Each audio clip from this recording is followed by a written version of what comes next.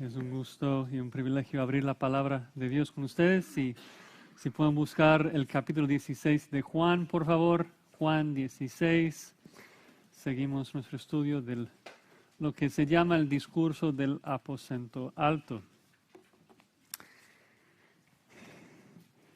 ¿Quién es tu predicador favorito? Parece que todos tenemos un favorito. Desde los tiempos del escrito, la escritura, ahí escuchamos que en Corinto algunos decían, yo soy de Pablo y otros no, yo soy fan de Cefas y otros, yo soy fan de Apolos.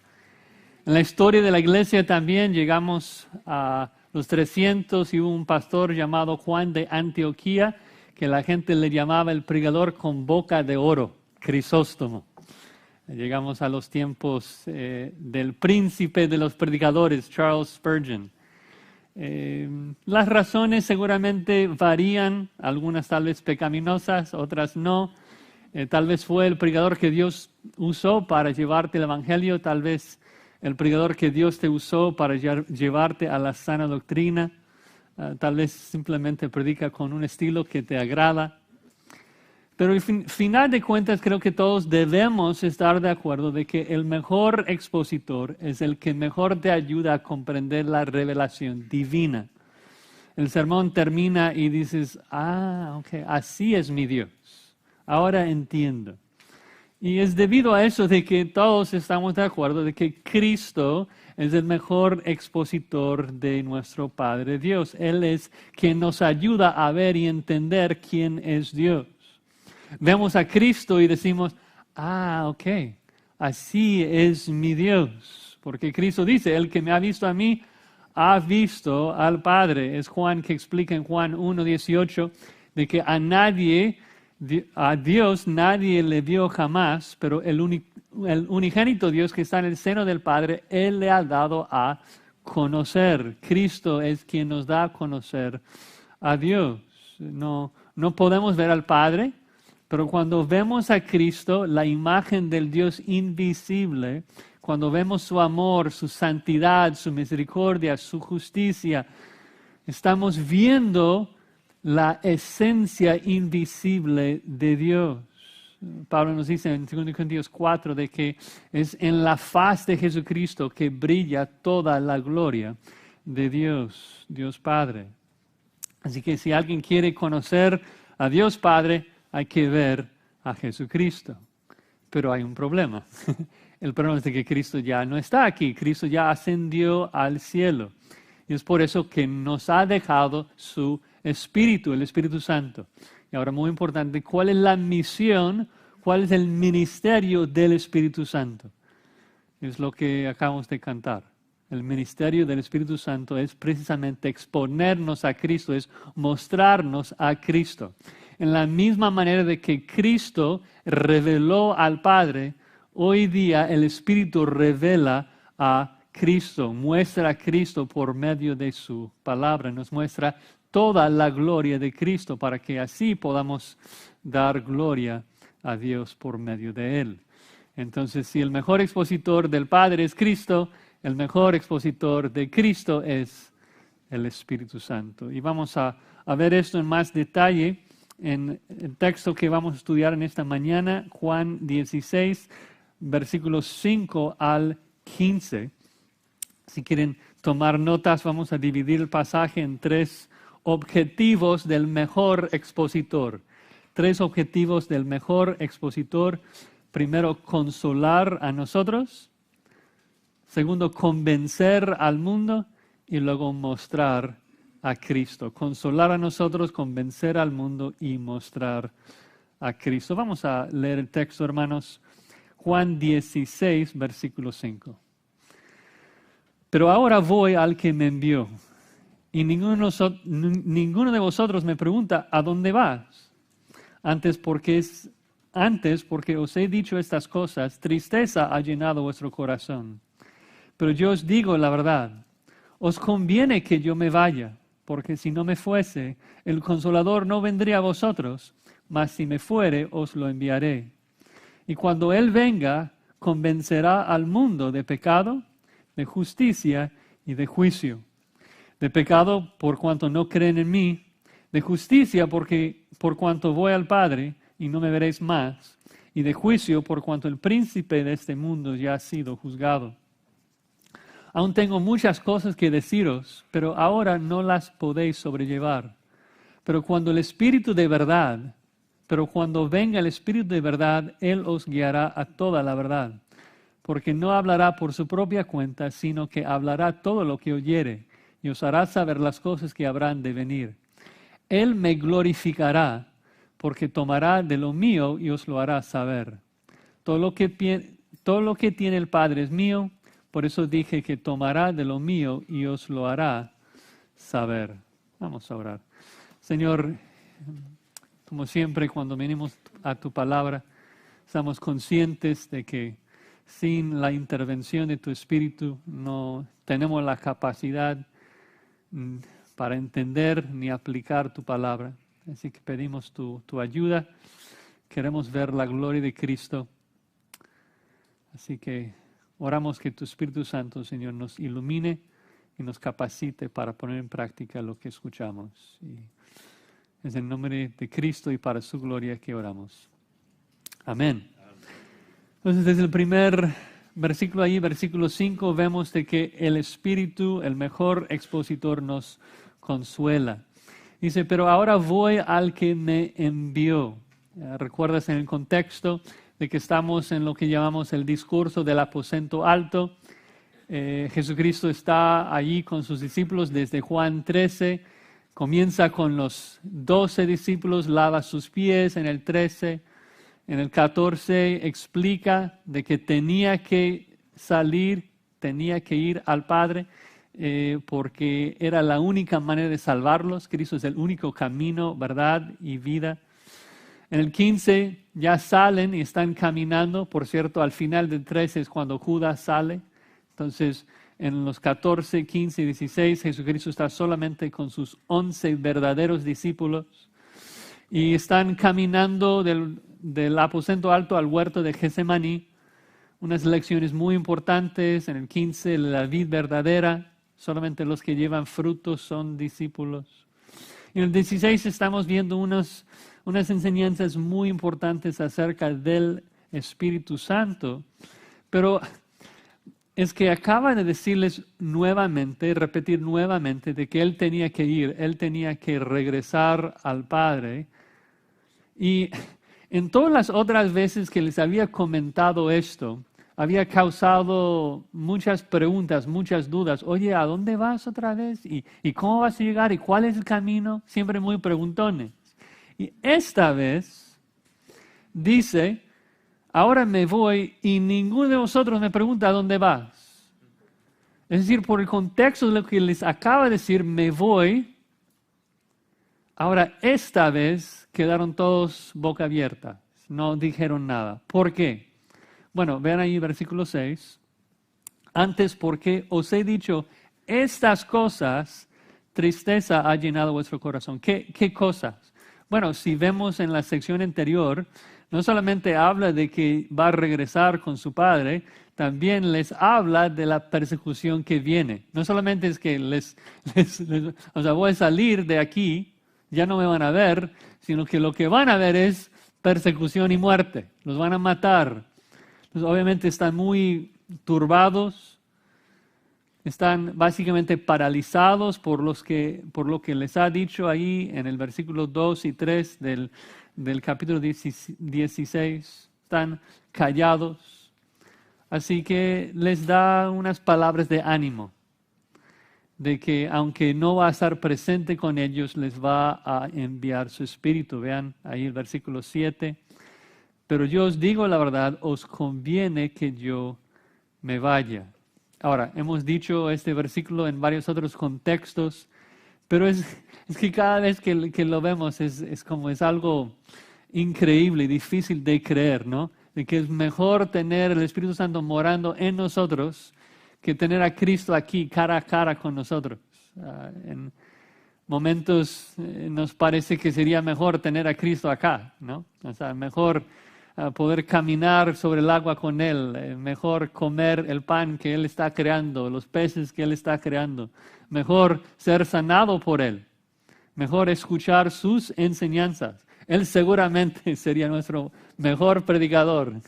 No habría debate de quién es nuestro predicador favorito. Pero Jesucristo dice, es mejor que me vaya, para que el Espíritu Santo pueda morar dentro de ustedes, transformarles hacia mi imagen. Eso es lo que es eternamente mejor para ustedes. Recuerden que la gente que estuvo presente en el tiempo de Jesucristo, aunque le vieron cara a cara, no podrían apreciar su majestad, no podrían apreciar su gloria. Ellos le rechazaron. Es esa misma multitud que Cristo sana, que luego grita, crucifícale, crucifícale. Y lo más importante era morir por el pecado de sus escogidos y enviarles su Espíritu para poder transformarlos eternamente, transformarlos de adentro. Porque esas experiencias externas de caminar con Él, de escuchar su voz, de ser sanado por Él, esas experiencias externas, tan lindas, tan hermosas que fuesen, no tienen la capacidad de transformar al oyente de corazón. Simplemente no. Una experiencia externa no puede cambiarte internamente. Solamente el Espíritu Santo tiene esa capacidad de transformarte, de usar la palabra de Dios para santificarte. Y si apreciamos la semejanza a Cristo por encima de todas las cosas, nos comprendemos por qué es mejor tener el Espíritu Santo. Explica un poquito más, el versículo continúa, dice, porque si no me fuera, el Consolador no vendría a vosotros. Evidentemente, el Espíritu Santo no podría morar dentro de los discípulos en ese momento. Primero dice, tengo que irme. Por eso me voy, porque el Espíritu Santo no puede venir a vosotros hasta que me vaya. ¿A qué se refiere eso de ir? Bueno, se refiere a la cruz y la resurrección, ¿no? De que Cristo primero tenía que limpiar a los suyos. Primero tenía que limpiar la casa. Primero tenía que perdonarlos. Primero tenía que justificarlos, declararlos justos en la corte divina. Y luego el Espíritu Santo podría venir a vivir con nosotros. Termina, mas si me fuere, o sea, si me sacrifico por ustedes, si voy a la cruz, entonces os lo enviaré. La idea es de que tan pronto me vaya, en el momento en que yo me sacrifico por ustedes, que cargo sus pecados sobre mis hombros y muero en su lugar, tan pronto me voy y regreso al Padre, voy a enviarles mi Espíritu. Y eso debía ser una consolación, un consuelo muy fuerte para los discípulos. No, la verdad de que el Espíritu Santo venía para morar con ellos. Ahora, después de que Cristo les consuela con esas promesas de la venida del Espíritu Santo, ahora explica los dos ministerios del Espíritu Santo, objetivo 2 y 3 en nuestro bosquejo. Primero vamos a ver el ministerio del Espíritu con el mundo, de que el Espíritu convence al mundo de su pecado en los versículos 8 al 11, y luego el ministerio de Cristo con nosotros, de que nos muestra a Cristo en los versículos 12 al 15. Así que ahora el segundo objetivo del Espíritu, que es convencer al mundo de su pecado, versículo 8. Dice, cuando Él venga, convencerá al mundo de pecado, de justicia y de juicio. Ahora, rápidamente antes de entrar en el texto, creo que es bueno aclarar de que el Espíritu Santo siempre había estado presente obrando con los creyentes en el Antiguo Testamento. Cuando dice cuando Él venga, da la impresión, tal vez si no conocemos la Escritura, de que estaba lejos, no hacía nada antes y ahora va a venir como por primera vez. Recuerdan que la ilustración que les di de esto en Juan 13 ya hace algunos meses, un paralelo fue el nuevo mandamiento que Jesucristo les dio en Juan 13. ¿Y cuál fue el nuevo mandamiento? amar el uno al otro. Y uno dice, bueno, esto no es nuevo. O sea, tuvimos el mandato de amar desde el libro de Levítico, pero nuevo en que es un amor tan diferente, tan intenso en comparación. ¿Por qué? Porque en Juan 13 Jesucristo dice, tienes que amar ¿cómo? Como yo os he amado. Y cuando vemos el amor sacrificial de Cristo en la cruz, es como si fuese un mandamiento totalmente nuevo, totalmente inconcebible en comparación al amor que vimos en Levítico. En la misma manera, lo que estamos viendo aquí es de que aunque el Espíritu Santo obraba con la gente del Antiguo Testamento, su ministerio se intensifica tanto después de la cruz, de que Cristo lo figura, lo presenta como un ministerio nuevo, como está viniendo por primera vez. Pero, repito, aclarar, o sea, Abraham, David, Isaías, todos eran hombres muertos en sus delitos y pecados, y la única razón que podían tener fe, creer en Jesucristo, o sea, en el Mesías venidero y llegar a la salvación, es porque el Espíritu Santo estaba trabajando con ellos. Es lo que Cristo explica en Juan 14, 17, donde Cristo dice que el Espíritu Santo estaba trabajando con ustedes, pero estará en ustedes. Entonces no es de que es algo totalmente nuevo, pero sí es algo que iba a ser mucho más intenso después de la cruz. ¿Y por qué ese ministerio iba a intensificarse tanto después de la cruz?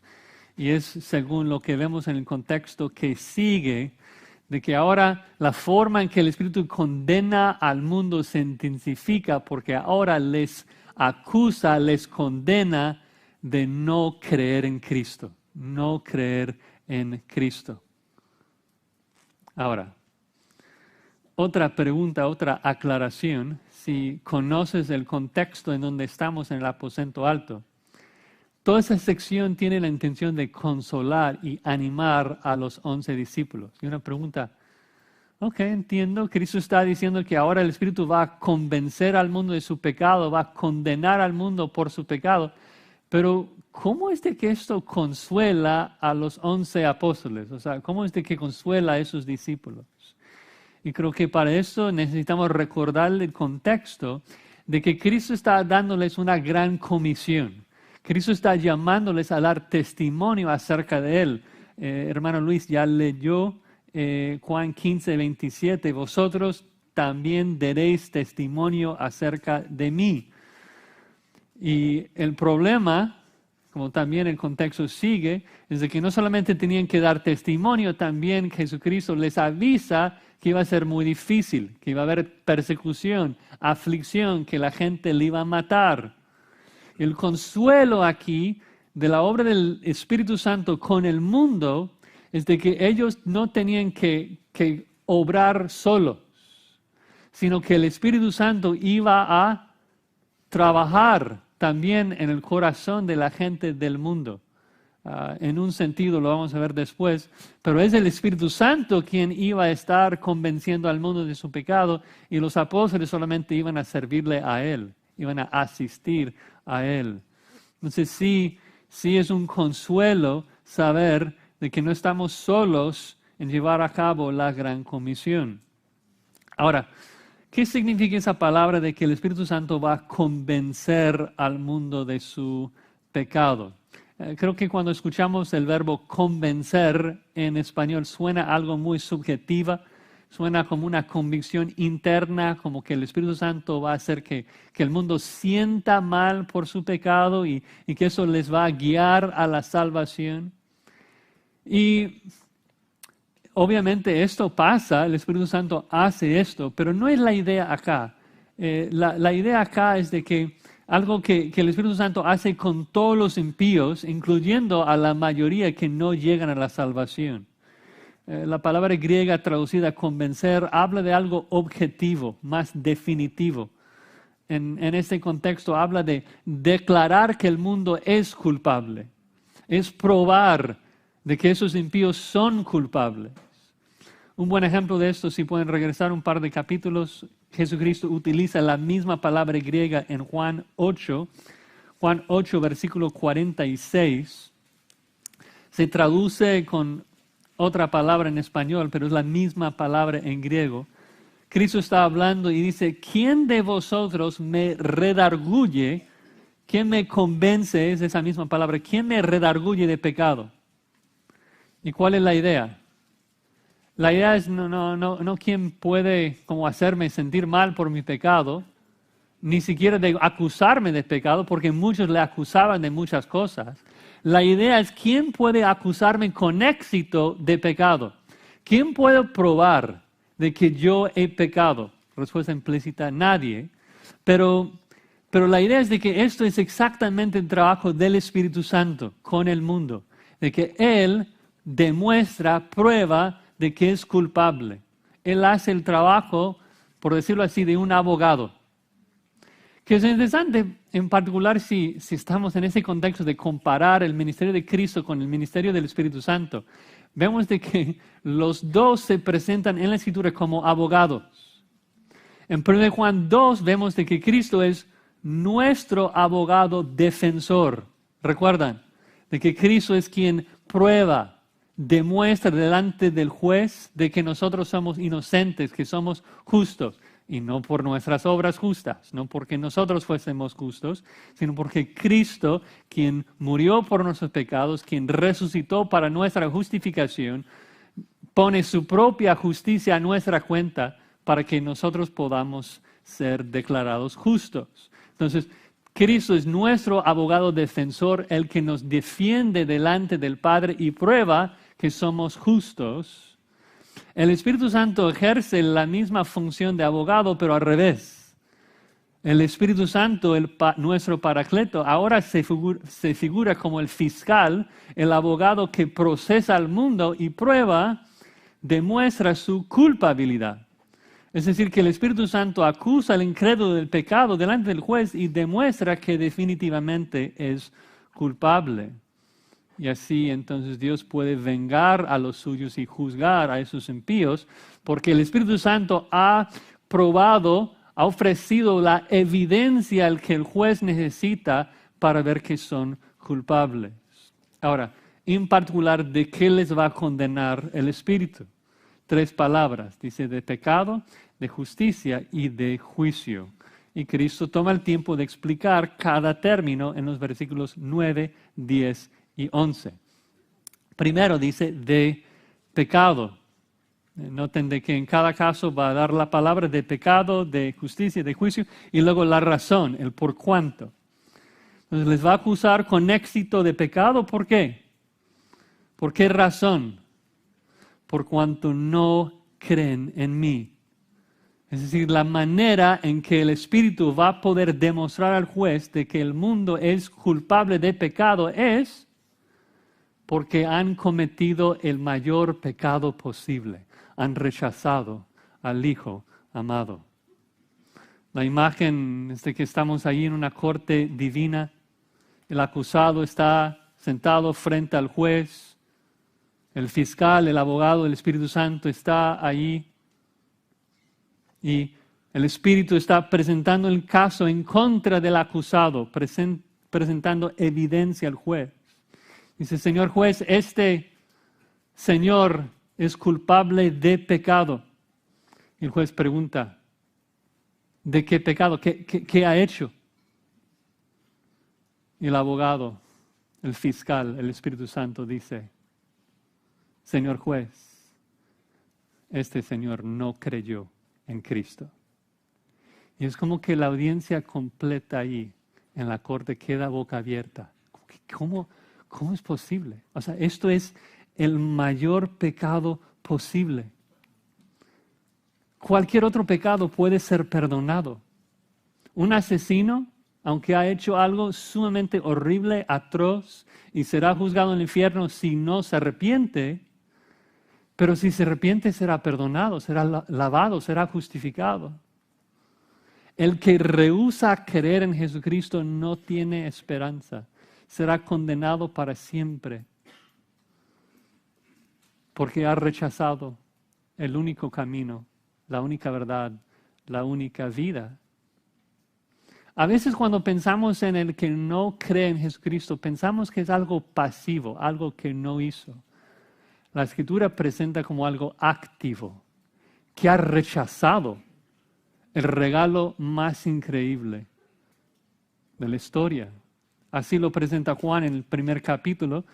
En su prólogo, ustedes conocen ese pasaje, dice en Juan 1:11, a los suyos vino y los suyos no le recibieron.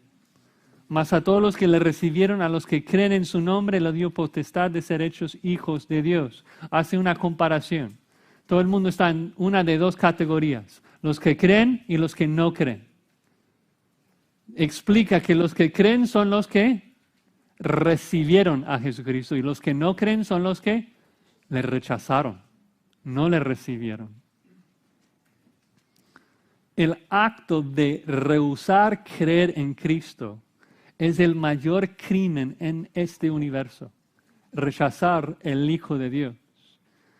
En Hebreos 10:29, el autor de Hebreos lo describe como el acto de pisotear sobre el Hijo de Dios y tener por inmunda la sangre de Cristo que derramó su sangre en la cruz.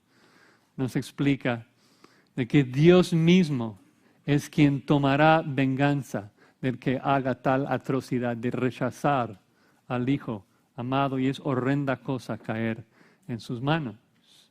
El que no cree en Cristo es culpable del mayor pecado posible. El Espíritu Santo va a demostrar, va a probar sin lugar a dudas de que cada hombre es un pecador porque rehúsa creer en Jesucristo.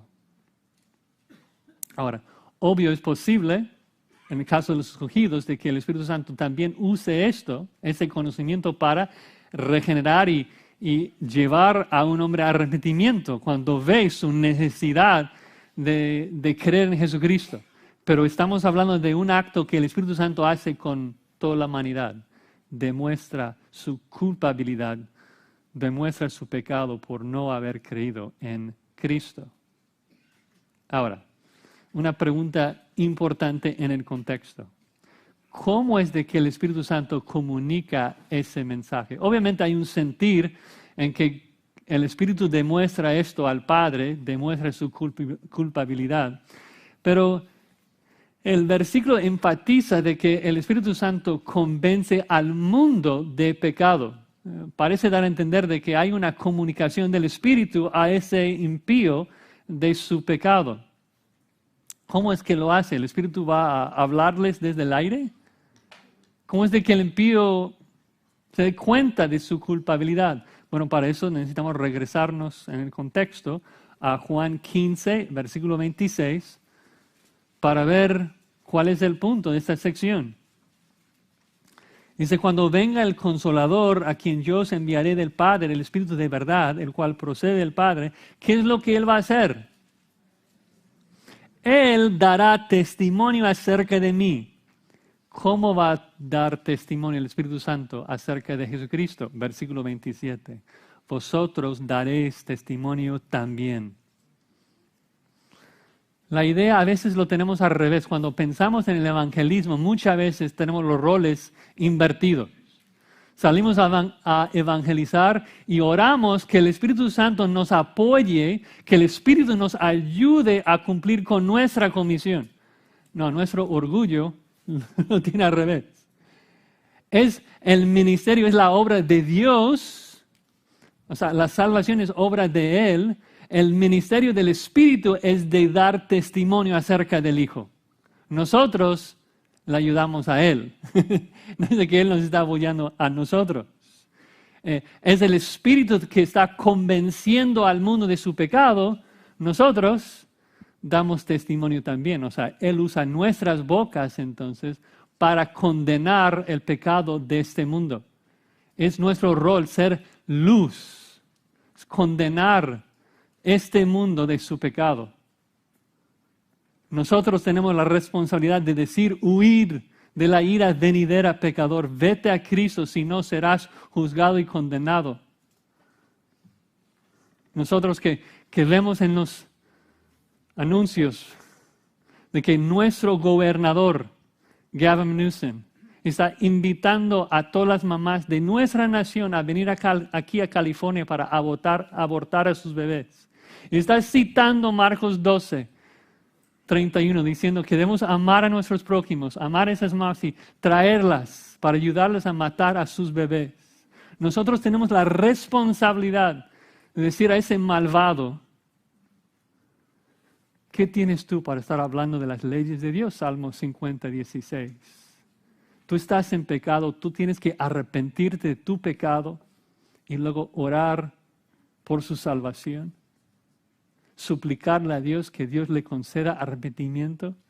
Pero eso no puede pasar hasta después de condenar su pecado.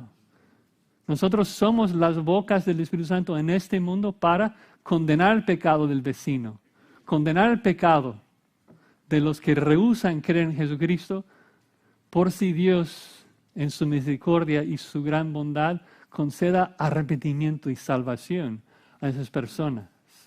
Pero el ministerio del Espíritu es convencer al mundo de su pecado. Ahora, versículo 10. También convence de justicia. Convence de justicia.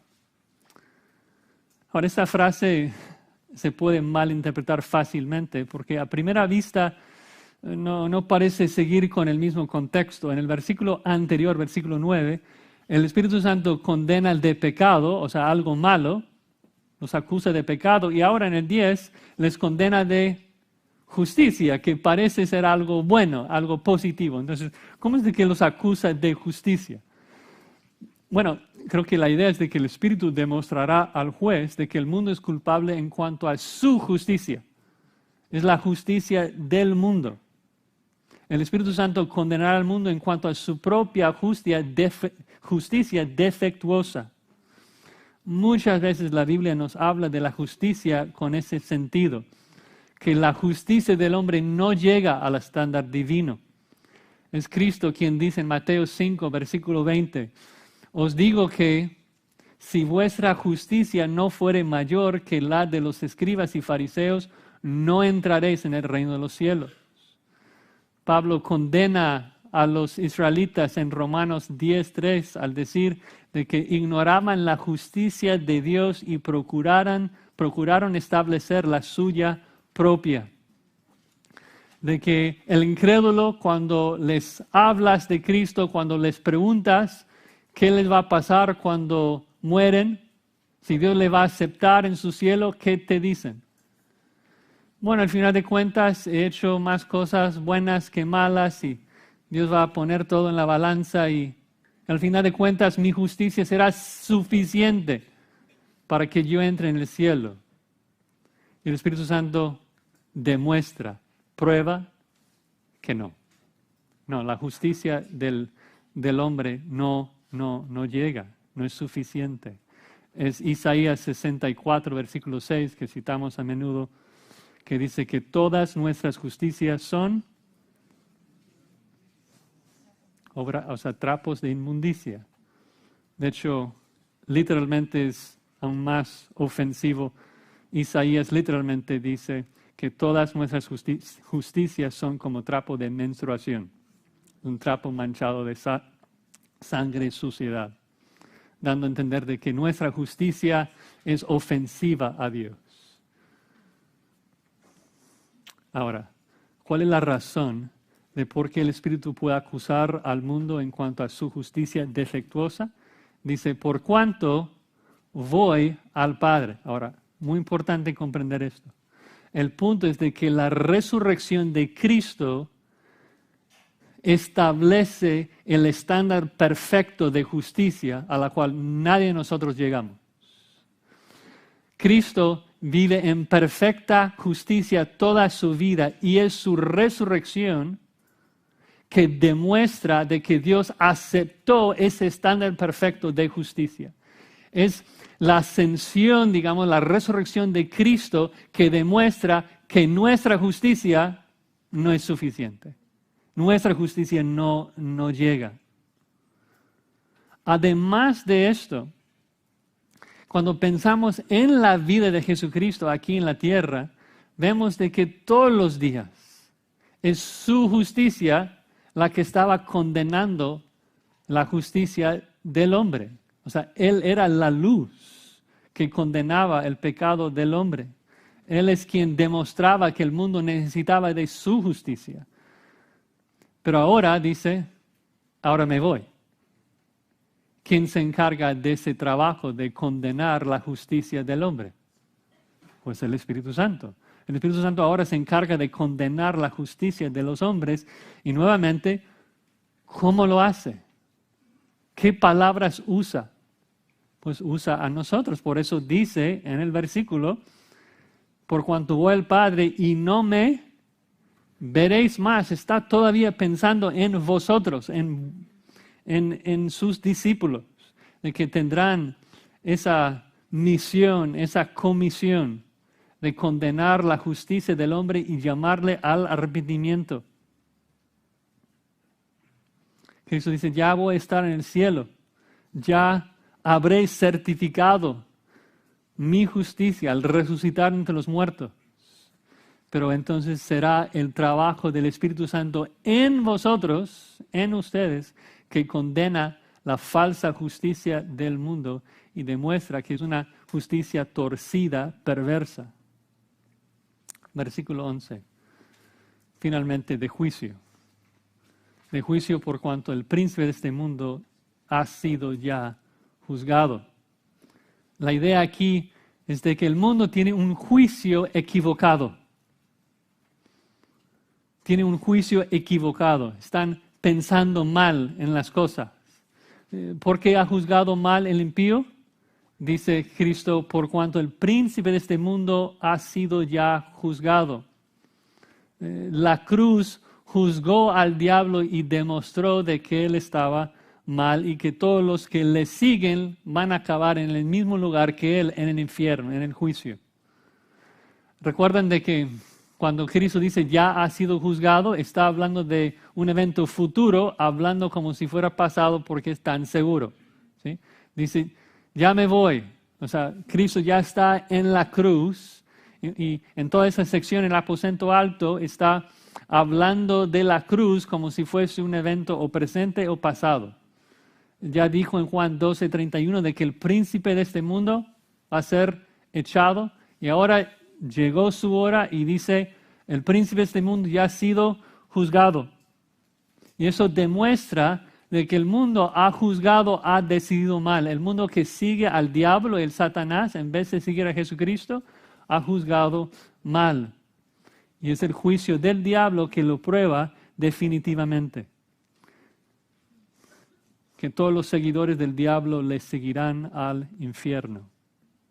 Entonces, el Espíritu condena al mundo, les condena por su pecado, le condena por su justicia falsa y por su juicio incorrecto. Y esto consuela, eso debía consolar fuertemente a los discípulos. Primero, al saber de que el Espíritu Santo está tomando notas de todo el pecado de la humanidad, toda la persecución, toda la aflicción. El Espíritu Santo es omnipresente. Y Él está anotando evidencias para el juicio de Dios. Dios va a vengar a los suyos. Pero también anima y consuela a los discípulos porque les habla de esa capacitación, esa ayuda que el Espíritu Santo da cuando Él lleva a cabo su misión de salvar a los perdidos. Y eso es hacia dónde vamos en el contexto. De que el primer paso del Espíritu cuando salva a un hombre es primero de convencerle su pecado y luego traerle el Evangelio para poder llegar a la salvación. Y tantas cosas que hay que aplicar aquí a nuestras vidas, de servir a Cristo en la proclamación de la condenación de este mundo y su pecado y su justicia y su juicio. Nosotros debemos ser voceros, portavoces del mismo Dios. No es de moda hoy, ¿no? Hoy en día queremos amar a todos, aceptar a todos y Y no predicamos como los predicadores de la Biblia, que su mensaje era arrepentíos, ¿no? Nuestro ministerio principal con inconversos es un ministerio de condenación, de mostrarles que necesitan arrepentirse de su pecado y orar que luego Dios les conceda salvación. Pero luego llegamos al tercer objetivo del Espíritu, que es mostrarnos a Cristo. El mejor expositor muestra a Cristo. Versículo 12. Vean, qué hermoso. Aún tengo muchas cosas que deciros, pero ahora no las podéis sobrellevar. Es decir, dice, quiero enseñarles muchas cosas más, pero en este momento no pueden soportarlo. Es demasiado fuerte para ustedes. Primero necesitan el Espíritu Santo, primero necesitan la iluminación y luego voy a poder enseñarles más. Y eso nos ayuda a entender de que el ministerio del Espíritu Santo en nuestras vidas se ve en la Escritura como la continuación del ministerio de enseñanza de Cristo. No es un ministerio diferente. De hecho, en Hechos 1, Lucas presenta el ministerio del Espíritu Santo con los apóstoles de la misma manera. Escuchen lo que dice Hechos 1:1. En el primer tratado, o Teófilo, hablé acerca de las cosas que Jesucristo comenzó a hacer y enseñar. Y luego lo que viene es ¿qué? La continuación, ¿no? De todo lo que Jesucristo hacía y enseñaba. Y es lo mismo que vemos aquí en Juan, de que Cristo está diciendo, tengo muchas cosas más que quiero decirles, no puedo decirles ahora, pero les voy a decir esas cosas en unos días, ¿no? Después de la cruz. Ahora, tomar un paso atrás rápidamente para hablar de la diferencia de contexto entre los apóstoles y nosotros. Obviamente aquí con sus 11 apóstoles, Jesucristo va a prometerles de que el Espíritu Santo les va a revelar nueva revelación, nueva información, nuevas verdades acerca del futuro y muchas cosas. Y que el Espíritu Santo iba a comunicarles todas las palabras de Cristo acerca de Dios. Y no es lo mismo hoy. El canon está cerrado, Dios nos habla, no nos habla así hoy en día. Y es porque Dios, todo lo que quiso decir a nosotros, el Espíritu ya lo escribió por medio de los apóstoles en este libro, ¿no? Entonces, la promesa así exactamente como se escribe, pues fue para los apóstoles, pero nosotros sí llegamos a participar de las promesas, porque es el mismo Espíritu que inspiró la Escritura, que inspiró el escrito de la Biblia, que ahora nos ilumina para entender la Biblia. Entonces Cristo sigue enseñándonos cada vez que abrimos la palabra. Porque como vamos a ver, cada palabra que está en este libro es un mensaje de Cristo hacia nosotros que fue comunicado por medio de su Espíritu. ¿Sí? Cada palabra que está en la Biblia es una palabra que Cristo te está enseñando a ti por medio del Espíritu Santo. Dice versículo 13, cuando venga el Espíritu de verdad, Él os guiará a toda la verdad. Muchas veces pensamos en el Espíritu como el Espíritu Santo, el Espíritu que se conoce por su santidad. Aquí es el Espíritu que es de la verdad, que siempre obra conforme a la verdad, la realidad de las cosas. Pero creo que aún más en este contexto que Cristo está revelando su gloria por medio del Espíritu de verdad, la idea es de que el Espíritu Santo está revelándonos la verdad acerca de Cristo. Cristo es el camino, la verdad y la vida. Cristo es lo que necesitamos. Entonces la imagen que Cristo está dándonos aquí, el verbo guiar, por ejemplo, casi siempre se usa en los evangelios para hablar de alguien que está guiando a un ciego.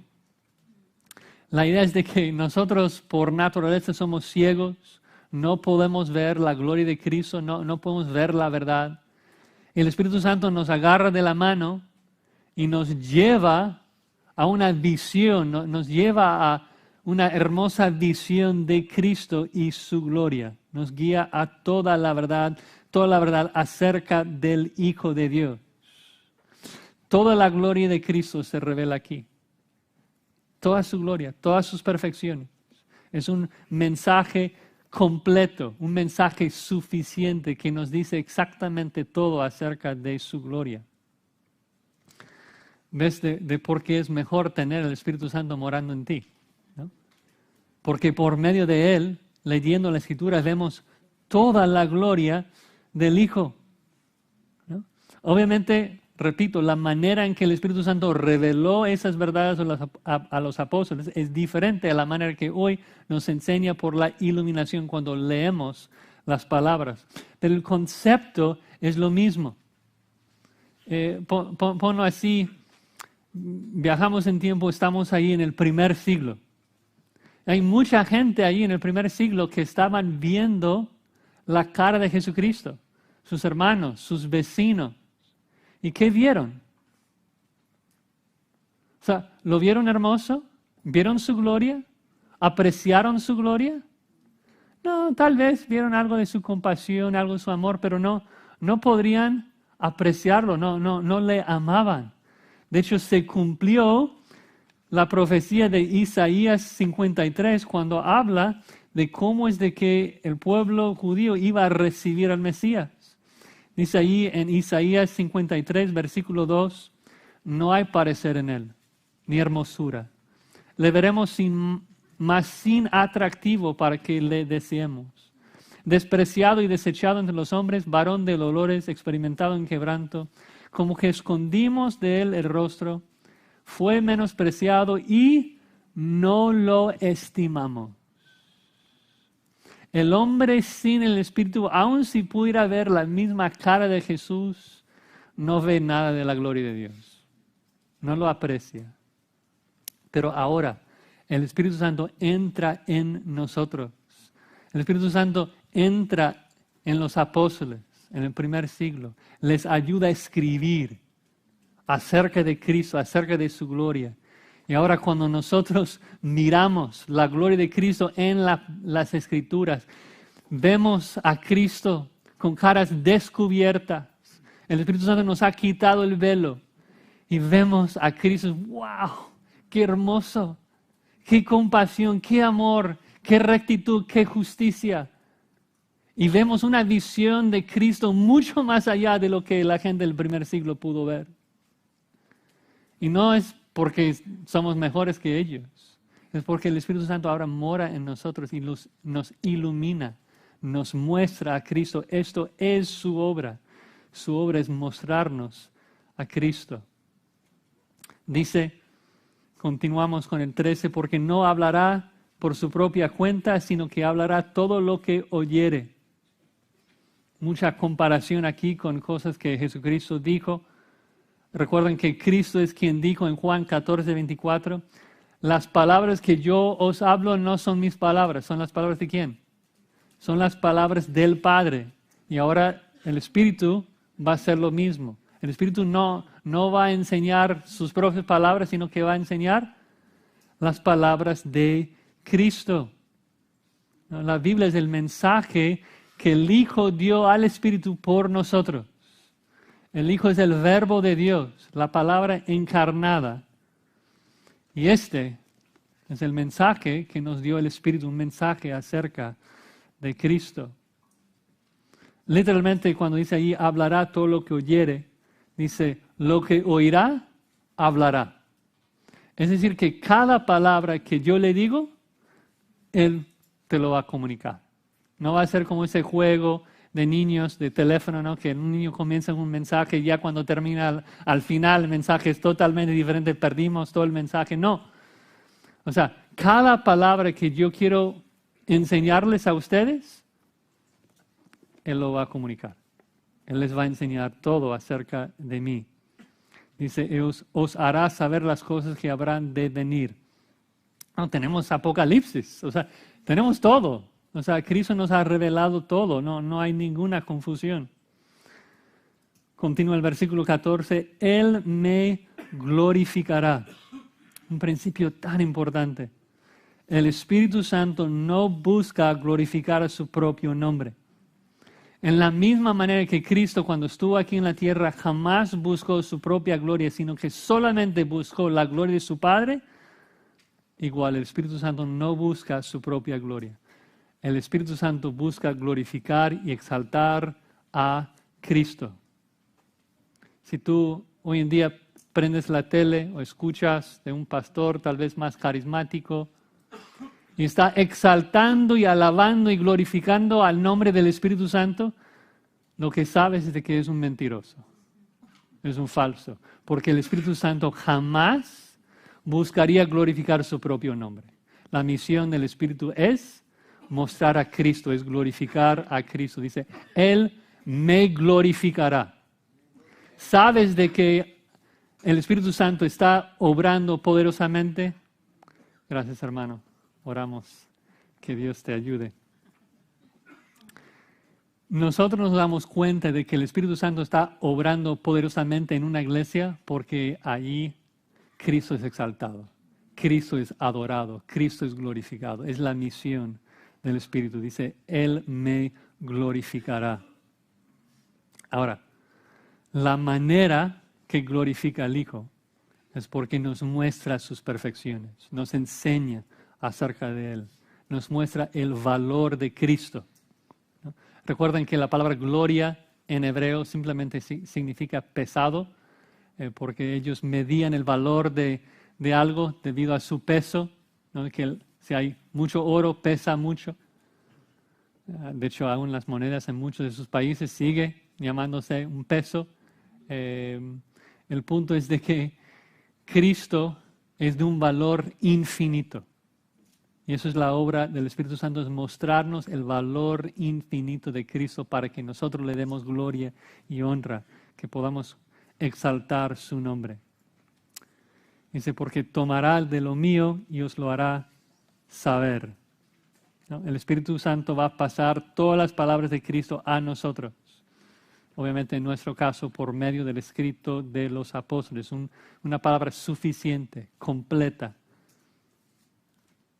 Versículo 15, un resumen. Todo lo que tiene el Padre es mío, por eso dije que tomará de lo mío y os lo hará saber. ¿Ves la conexión? El Padre tiene todo y ¿qué ha hecho con todo? Lo ha entregado al Hijo. El Hijo tiene todo, ¿qué ha hecho con ese todo? Lo ha entregado al Espíritu, quien ahora lo comunica con nosotros. ¿No? Entonces, si Cristo fue el mejor expositor del Padre cuando estuvo aquí en la tierra, el Espíritu Santo es quien revela al Hijo. La manera en que nosotros vemos a Dios hoy es por medio del Espíritu, el mejor expositor, que nos revela al Hijo, quien revela al Padre. ¿No? Él nos muestra a Cristo, la imagen del Dios invisible. El mejor expositor de Dios hoy es precisamente el Espíritu Santo. Tenemos la unción del Santo que nos enseña todas las cosas. Y qué consuelo para los discípulos, ¿no? Que estaban tristes, que Cristo ya regresaba al cielo. Y Cristo está diciéndoles, ¿saben qué? Sé que están llorando, están tristes, pero es mejor que me vaya. ¿Por qué? Porque me van a ver mejor cuando yo esté ahí. Me van a escuchar mejor cuando yo estoy ahí. Me van a entender mejor cuando yo esté ahí. Ahorita es como que en ese momento Jesucristo estaba hablando con Pedro, pero como si estuviera hablando en chino. O sea, Pedro no captaba, no podía comprender. Y Cristo dice, mejor me voy a morir, voy a ascender al Padre, les voy a enviar mi intérprete, mi traductor oficial, ¿no? Que va a morar dentro de ustedes y les va a hablar todas mis palabras, pero en español, o sea, con palabras que pueden entender. Y no solamente entender, hermanos, lo más maravilloso de esto, de la obra del Espíritu Santo, es que no solamente nos enseña una palabra muerta que no hace nada, sino que nos enseña un mensaje transformador. Las palabras del Espíritu son poderosas. El Espíritu Santo es un maestro que no solamente nos ayuda a entender las cosas, sino que nos transforma.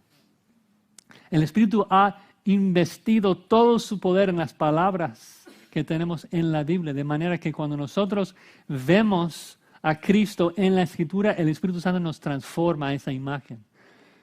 Cuando el Espíritu Santo nos muestra el amor de Cristo, también obra ese amor en nuestro carácter, nos hace amorosos. Cuando nos muestra la justicia de Cristo, también nos hace justos, nos transforma. Es lo que Pablo dice en 2 Corintios 3:18, de que de gloria en gloria, cuando miramos la gloria de Cristo, el Espíritu Santo nos transforma a su imagen. Entonces, el mejor expositor no es el que te habla a los oídos. El mejor expositor es el que te enseña directamente al corazón, el que vive en ti. Es el Espíritu Santo. Él ha venido a vivir con cada creyente y tiene dos objetivos que vimos. Primero es condenar al pecador y nosotros somos responsables de asistirle en ese trabajo, de llamar al mundo a arrepentimiento por su falta de fe en Cristo. Y segundo, de revelarnos, de mostrarnos la gloria de Cristo, y nosotros también somos responsables ahí, porque no nos muestra a Cristo en las nubes, no nos muestra a Cristo, en sueños y visiones, nos muestra a Cristo aquí. Si quieres ver a Cristo, si quieres ver las maravillas, lo hermoso que es Cristo, tienes que abrir el libro de Dios, donde el Espíritu Santo revela su gloria, y meditar, memorizar y verle cada día. Que seamos responsables, que seamos fieles, diligentes en hacer esto, hermano. Vamos a orar para terminar.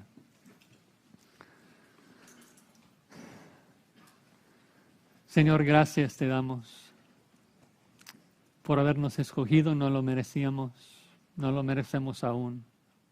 Gracias por Cristo, quien murió en nuestro lugar, quien fue resucitado para justificarnos. Y gracias por tu Espíritu, Señor, que ahora nos ilumina y nos transforma. Y oramos de que Él obre en nuestros corazones para ser fieles proclamadores de tu condenación sobre el pecado del mundo y también de la salvación que hay en Cristo. Y que seamos diligentes, Señor, de buscar tu gloria en la faz de Jesucristo, en las Escrituras todos los días, para que tu Espíritu Santo nos enseñe y nos transforme a su imagen, y que Él pueda recibir toda la gloria. Oramos en el nombre de Cristo. Amén.